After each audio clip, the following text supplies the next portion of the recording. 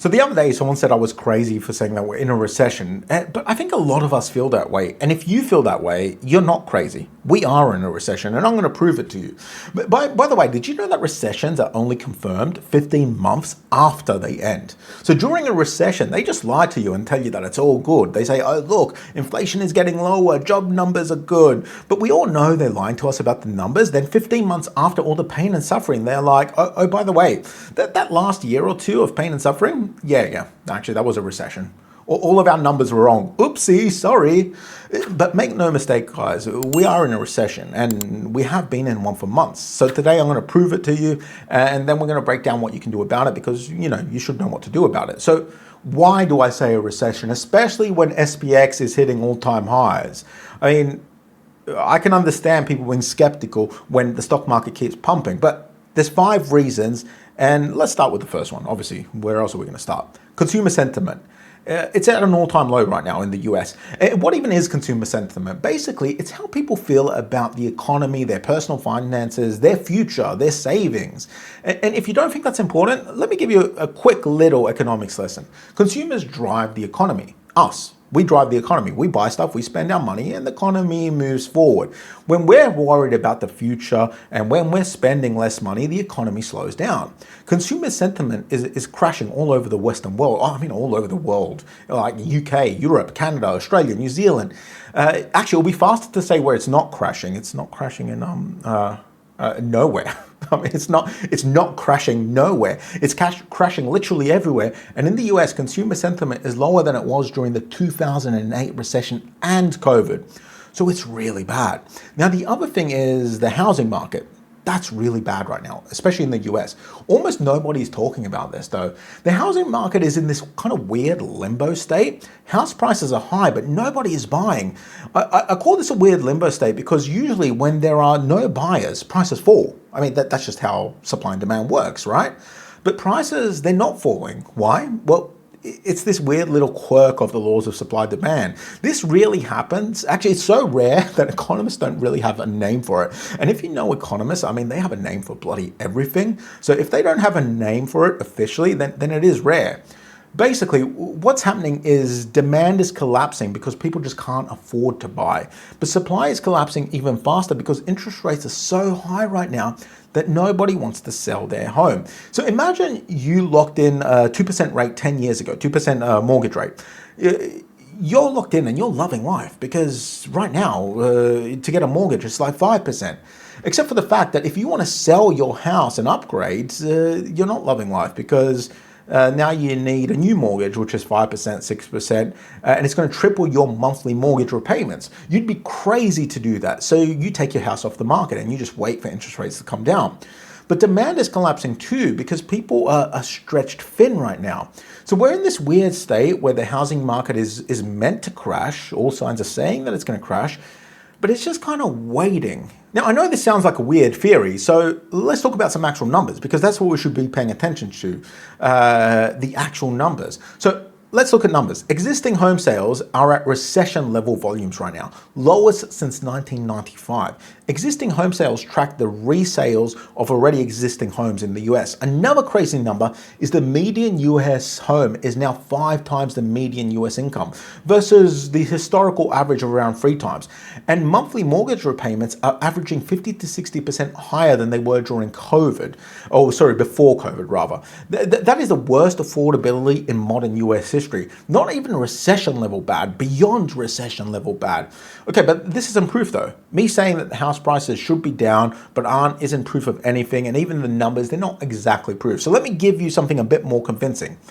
Unemployment numbers. And this is where it gets fun because unemployment is a complete lie in the US and all over the world. You know the numbers they feed us are nonsense, but let's get into how nonsense they actually are. They tell us that unemployment is 4.3% in the US right now, but it is so much higher than that. I mean, you know how they tell us that inflation is 3% when our groceries go up 50% or so? We know that they're lying to us. We know that the numbers are nonsense, but we can't really do anything about it.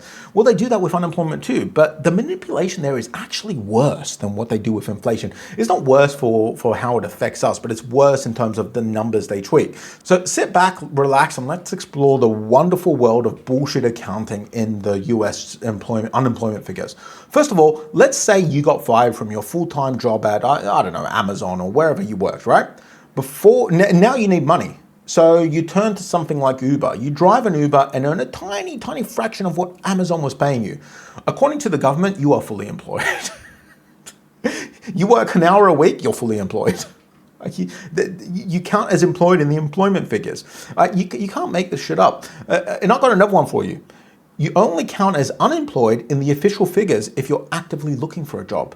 If you just gave up because you can't find anything, you do not count as unemployed. You count as out of the labor force. They have made up. They've made creative accounting an art. It's an art form. By the way, 105 million Americans are currently not in the labor force. Obviously, this counts pensioners and full-time students, so that 105 million, let's not take that out of context, but it also counts young working age people who have not been looking for a job for the last 4 weeks. That's basically the cutoff. So basically, if you work for 1 hour driving an Uber in the last week, you count as employed. If you haven't got a job and you aren't looking, you're just not counted at all. So when they say that the unemployment rate is 4.3%, we all know it's higher. And some people have tried to figure out, if you remove gig economy workers from the employment numbers, what is the true unemployment rate? By the way, if you don't know what gig economy is, that's jobs like Uber, right? It's gig jobs, it's gig economy. But this is a hard number to calculate. It's a hard number to figure out the real unemployment rate. I mean, the Bureau of Labor Statistics is meant to calculate it for us, but they're kind of hiding it. They do release some extended numbers, but they're all a bit bullshit. That's the point of this whole video. So we can sort of patch a number together by looking at how many people are employed as gig workers, which is roughly about 10% of the entire US workforce, an obscene number. And from there, making some estimations as how many of those people would prefer a stable full-time job. Anyway, look, the number comes to 1 to 2% higher than the published unemployment rates, which puts unemployment at around about 5.3 to 6.3%. Which is, historically speaking, quite high. Now, if you add in the 6 million Americans who want a job but have just given up on looking, the ones that count as out of the labor force, well, that gives you an extra 2 to 3%. All of a sudden, we're looking at unemployment figures of 7.3 to 9.3%, which is early recession level numbers, essentially. So consumer sentiment at all-time lows, housing market in an uncollapsed but should be collapsed state, unemployment way higher than they are pretending. Inflation, we all know that's absolute bullshit. I mean, I'm not even going to waste your time trying to calculate true inflation.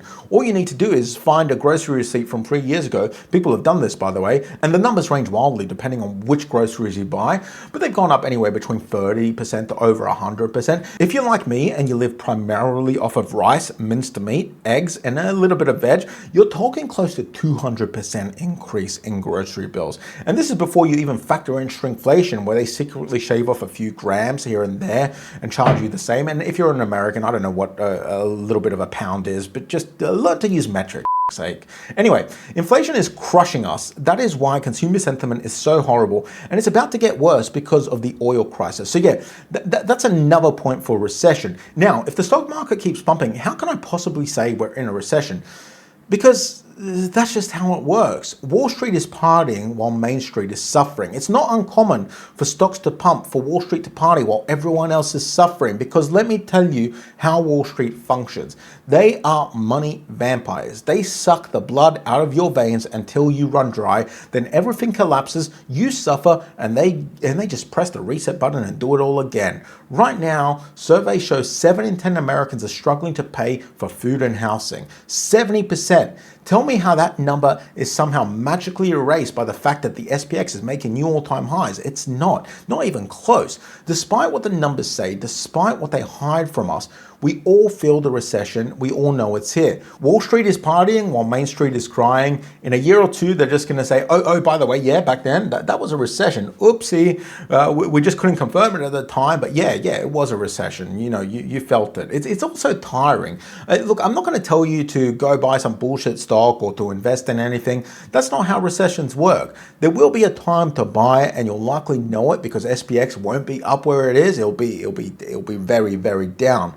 And let me give you some practical advice. I've been through quite a few recessions. The first thing is that you need to just stay calm. When people really, what people really fuck up on in a recession is freaking out and making bad decisions.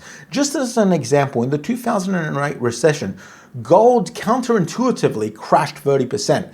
After that, it just turned around and rallied because gold and silver often rally in a recession. They crash a little bit first, then they rally. Anyway, my point isn't to go and buy gold and silver or not to sell gold and silver. That's not what I'm telling you. I'm just saying, don't freak out when a recession gets very bad because you'll look at your portfolio and you'll see a lot of red. You'll see minus 20%, 30%, 50%, and it's easy to panic. You might not think right now that you will, but trust me, it is easy to panic. Now, I'm not saying do not sell. That's going to be your decision at the time. I'm just saying, when the time comes, do not panic sell. Just take a step back and think about it and make a calm and collected decision. Even better, right now, today, figure out your worst case scenario numbers and what you'll do if your assets reach those numbers. Plan for it now so that when it happens, you're ready, and all you need to do is execute on your plan. Another thing about recessions is that they are generally opportunities. Now, a lot of questionable people on YouTube will try to convince you to go all in on whatever bullshit stocks they're shilling right now. I want to give you an alternative take if you're interested in hearing it. So sometimes it's just a little bit better to have capital ready to deploy than to be all in an overextended market. Personally, I've been building up a bit of a cash position lately because, I want to have capital to deploy. Anyway, so if you feel like we've been in a recession for a while, it's probably because we have been. Now you know how to protect yourself in a recession. I'll see you in the next one.